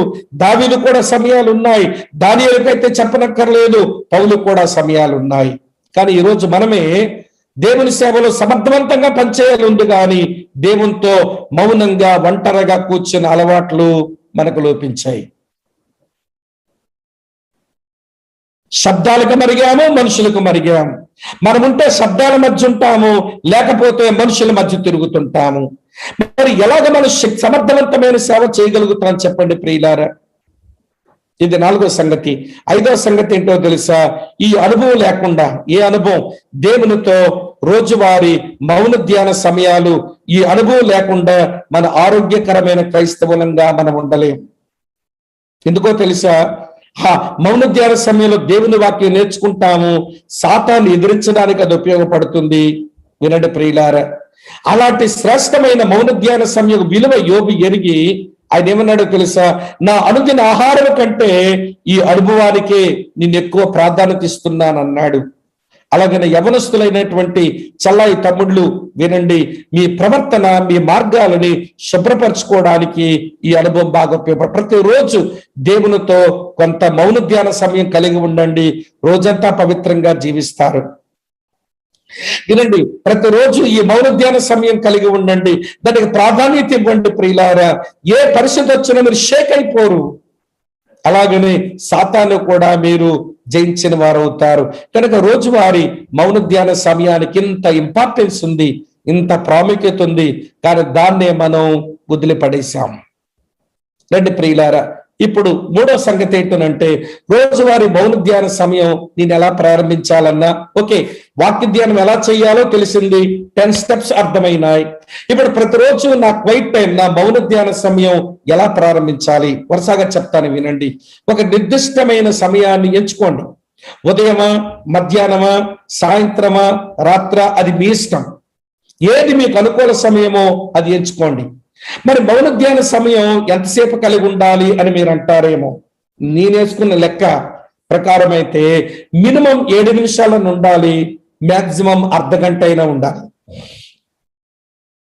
మినిమం 7 minutes అయినా నువ్వు చేయగలగాలి, మాక్సిమం 30 minutes అయినా నువ్వు ఇంకా ఎక్కువ చేస్తే మంచిదే. దేవునితో ఒంటరిగా కూర్చుని వాక్య ధ్యానం చేస్తూ ప్రార్థన చేసుకుంటూ నువ్వు ఎంతసేపు అన్నా ఉండు, ప్రైజ్ గాడ్, మంచిదే. కానీ మాక్సిమం లైన్ ఎక్కడికైనా నువ్వు చేరాలి, ఏంటో 30 నిమిషాల కన్నా చేరాలి. అయితే 7:30 మధ్యలో 15 నిమిషాలు అది హెల్దీ టైం. అది ఎలా హెల్దీ టైమో నేను తర్వాత మీతో చెప్తాను. కనుక ఒక స్పెసిఫిక్ టైం మనము కలిగి ఉండడం అవసరం. ఈరోజు దేవునితో ఒంటరిగా కూర్చొని వాక్యాన్ని ధ్యానం చేసుకుని ప్రార్థన చేసుకోవడానికి మనకేదైనా ఒక స్పెసిఫిక్ టైం ఉందంటారా? ఇది ఆలోచించాలి మరి మనం. రెండోది, ప్రత్యేకమైన స్థలాన్ని ఎంచుకోండి.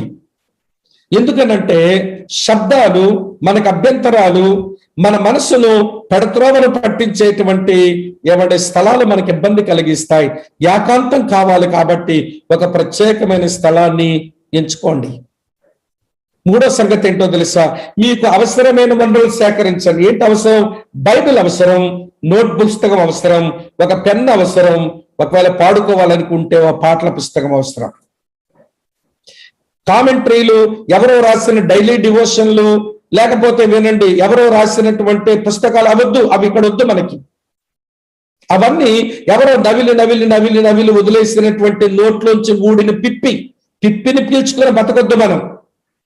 అది అవసరమే, తర్వాత చదువుదాం. అంతేగాని దేవునితో మనం ఆయన వాక్యంతో కూర్చునే సమయం. ఈరోజు చాలా మంది క్రైస్తవులకు ఉన్న అలవాటు ఏంటో తెలుసా? వాళ్ళు రాసిన డైలీ డివోషన్, వ్యాన్ వెస్బీ రాశారు, ప్రైజ్, ప్రేయర్, ప్రామిస్ చదివేశానండి. సాలిడ్ జాయిస్, జాన్ పైపర్ గారు రాశారండి డైలీ డివోషన్, అది చదివేశానండి. లేకపోతే బెటర్ ఎవ్రీడే, ఆర్ స్టాన్లీ గారు రాశారండి, నా క్వైట్ టైం గా చదువుకున్నానండి. అవన్నీ చదవండి, నేను కాదని చెప్పడం లేదు. కానీ క్వైట్ టైంకి అయితే వేరొక పుస్తకాలు వాడద్దు. దాని వలన మనకు దేవుడిచ్చే, నేరుగా ఇచ్చే తలంపులు తీసుకోలేక ఎవరి ఆలోచనలో మన మనసుల్లోకి వచ్చి కూర్చుంటాయి. దానివల్ల పెద్ద ఆరోగ్యకరమైన ధ్యాన సమయం మనం కలిగి ఉండలేం. ఇది 3. నెంబర్ 4 ఏంటో తెలుసా?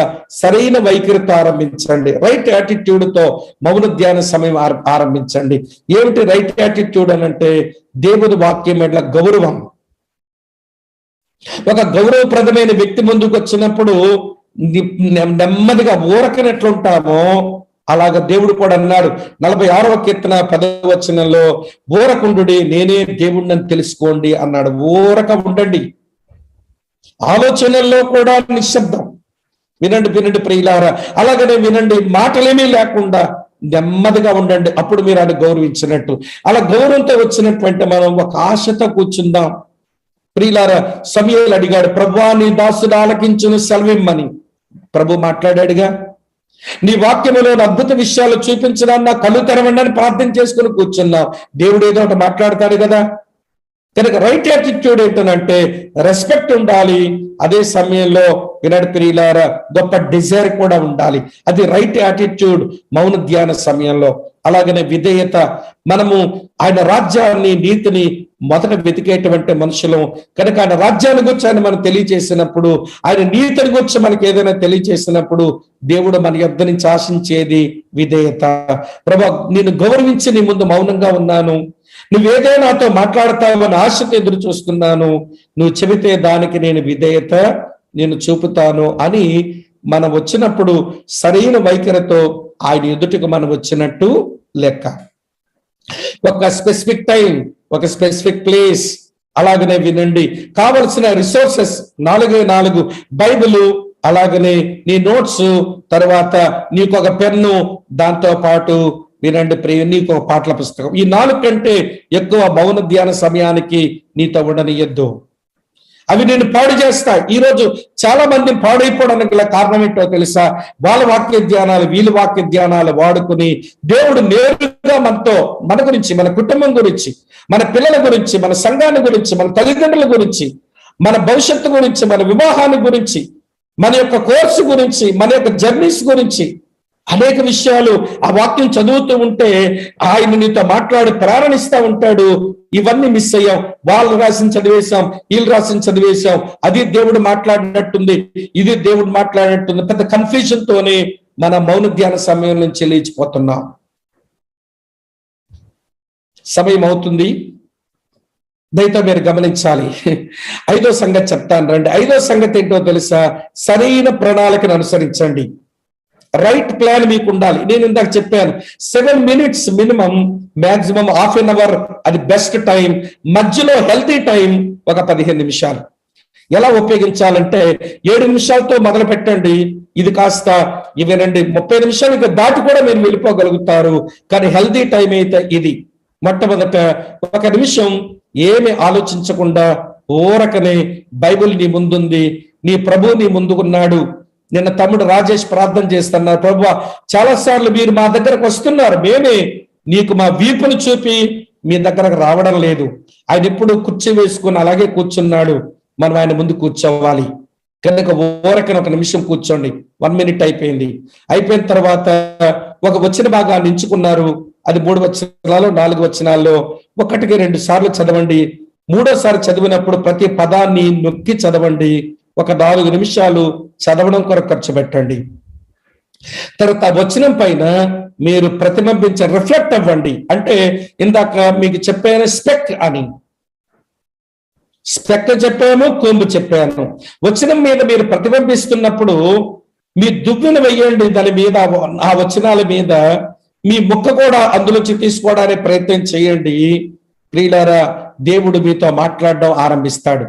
దేవుడు ఏం చేస్తున్నాడో ఆయన విషయాలు తెలియచేస్తూ ఉంటుండగా, ఏ పాపం ఉందని తెలియచేశాడో, ఏ వాగ్దానం స్వీకరించమంటున్నాడో, ఏ మాదిరి అనుసరించమంటున్నాడో, ఏ ఆజ్ఞ పాటించమంటున్నాడో, ఏ జ్ఞానం పొందమంటున్నాడో, ఇవన్నీ కొంచెం రికార్డ్ చేయండి.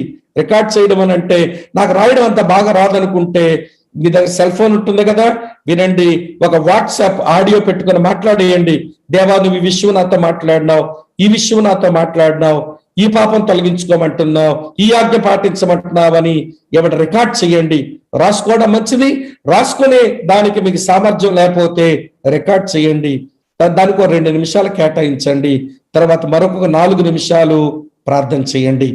ప్రియమైన స్నేహితులారా, వినండి. 1 నిమిషం ఊరకున్నారు, 4 నిమిషాలు మీరు వాక్యం చదివారు, 4 నిమిషాలు దాని మీద విశ్లేషణ చేసుకున్నారు, 2 నిమిషాలు రికార్డ్ చేశారు, 4 నిమిషాలు చివరగా ప్రార్థన చేసుకున్నారు. ఇవన్నీ చేయటం ఎట్లనో దీనికి మోడల్స్ నేను రేపు మీతో చెప్తాను. ప్రేయర్కి ఒక మోడల్ ఉంది. వాక్యాన్ని ధ్యానం చేస్తున్నప్పుడు ఎలాగ మనం ధ్యానం చేయాలో ఆ స్పెక్ మనం చూడడానికి కొన్ని ప్రశ్నలు ఉన్నాయి, అవి కూడా నేను రేపు చెప్తాను. ఇది సరళమైనటువంటి ప్రణాళిక. ఇలా వేసుకొని మనం మన మౌన ధ్యాన సమయాన్ని ప్రతిరోజు కలిగి ఉండాలి. అయితే ఇలాంటి సమయం కలిగి ఉండడానికి ఇది తేలికైన విషయం కాదు. ఒక వారం మొదలు పెట్టండి, కొంచెం ఇబ్బందిగా ఉన్నా, ఒక రోజు మిస్ అయినా ఏం బాధపడకండి. 2వ వారం చేయండి, కొంచెం అలవాటు అవుతుంది. 3వ వారానికి భలే మజా అనిపిస్తుంది. ప్రతిరోజు దేవుడు మాట్లాడుతుంటే సంతోషం పొంగి పొర్లిపోతా ఉంటుంది. అది చెప్పాలనిపిస్తుంది. ఆ వాక్యం జీవితంలో పెట్టి ప్రాక్టీస్ చేస్తుంటే మన లోపల రూపాంతర అనుభవం వస్తుంటే భలే మురిసిపోతాం ప్రియులారా. అయితే ఈ గొప్ప పని సాతానుడు చేయనివ్వడు, లోకము చేయనివ్వదు, నీ శరీరము చేయనివ్వదు. కాబట్టి ఈ ఆటంకాల్ని అధిగమించడం కూడా మనం నేర్చుకోవాలి. మౌన ధ్యాన సమయానికి వచ్చు సమస్యలను ఎలా అధిగమించాలి? సమస్యలు వస్తాయి. ఫస్ట్ ప్రాబ్లం ఏంటో తెలుసా? Discipline problem of discipline.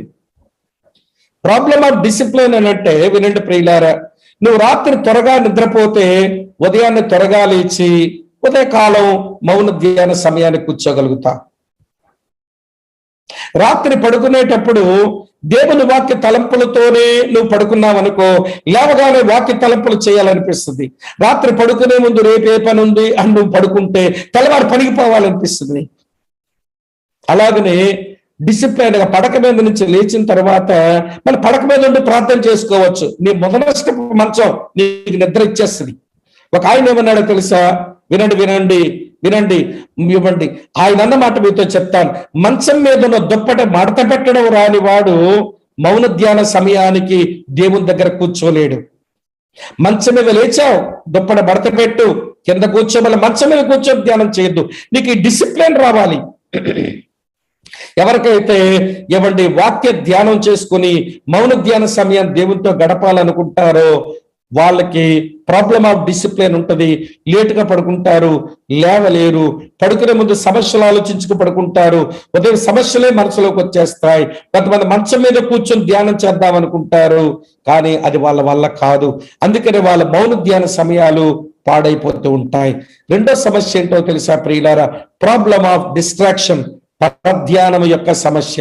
మన వాక్యం ధ్యానం చేసుకుని ప్రభుత్వం ఒంటరిగా కూర్చున్నాం, మన పరధ్యానంలో పెట్టేయడానికి మన సెల్ ఫోన్ మోగుతా ఉంటది.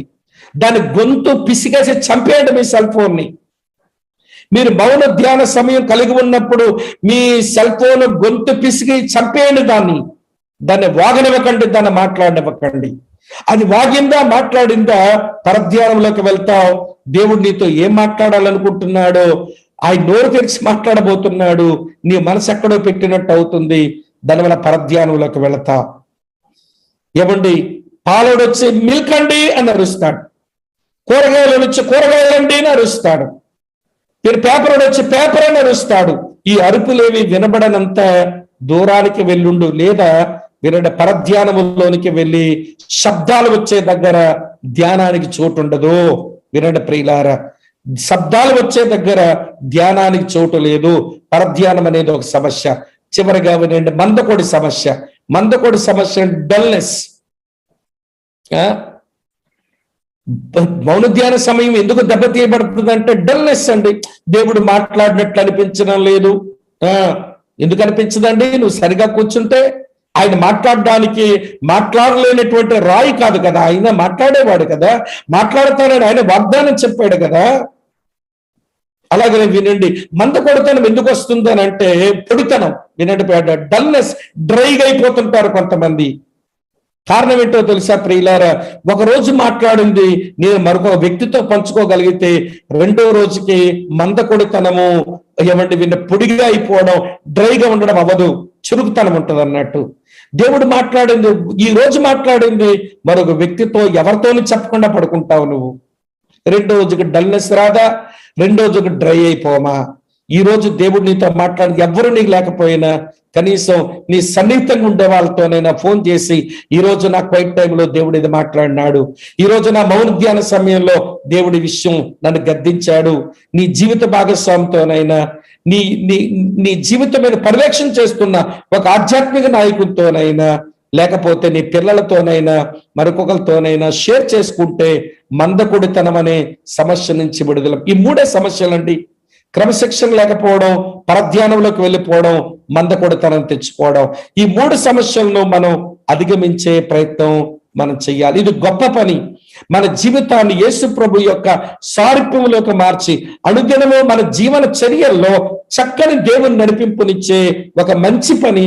ఈరోజు క్రైస్తవులు దీన్ని ఎరగక దేవునితో గడపక డ్రైగా ఉండి ఒక ప్రియులారా శూన్యంలో ఉన్నట్టుగా వారి జీవితాలు ఉంచుకోవడం ఇదే సబబు కాదు.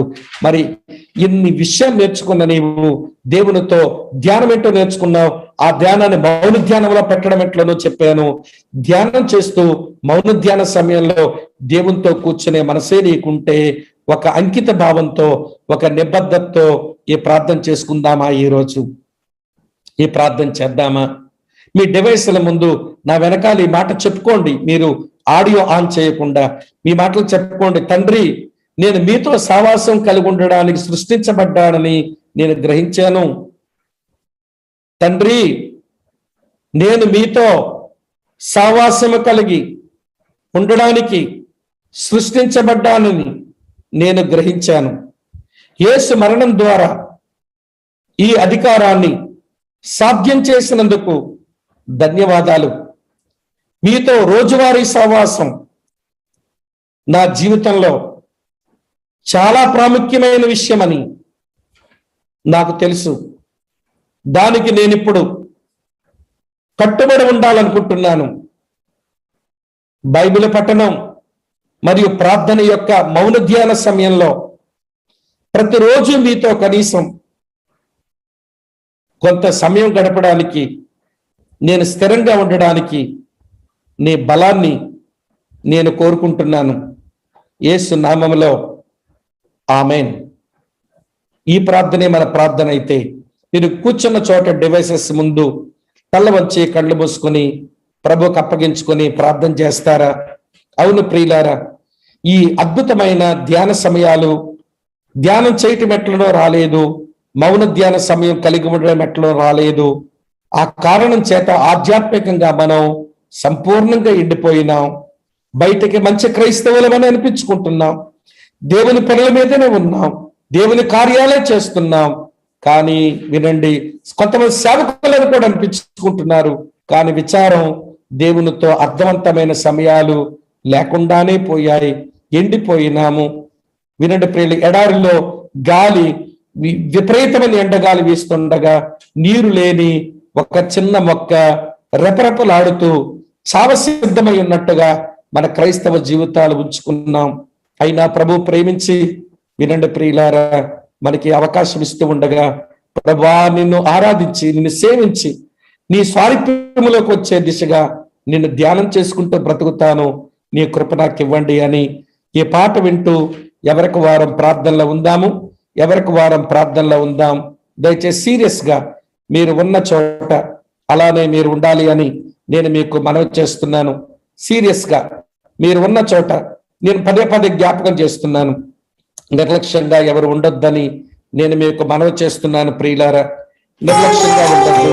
ప్రార్థన చేసుకుందాం.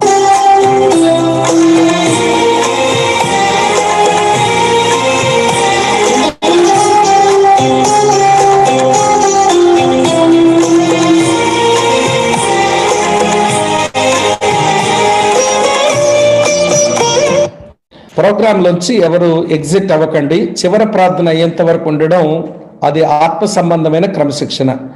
మధ్యలో ఊరికే వెళ్ళిపోవటం, ఏదో వాక్యం వినేసాం దానివల్ల ఏదో పెద్ద సాధించాం అన్నట్టుగా మీరు బయటకు వెళ్ళిపోవడం అది సబబు కాదు.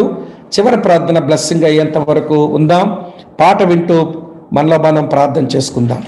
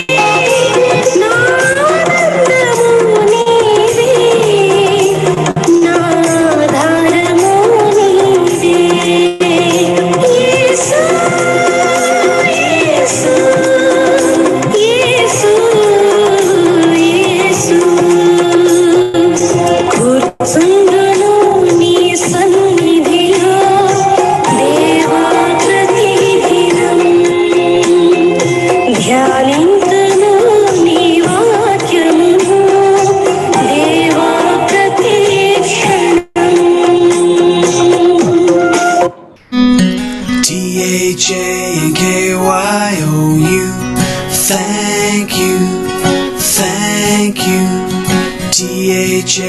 THANKYOU.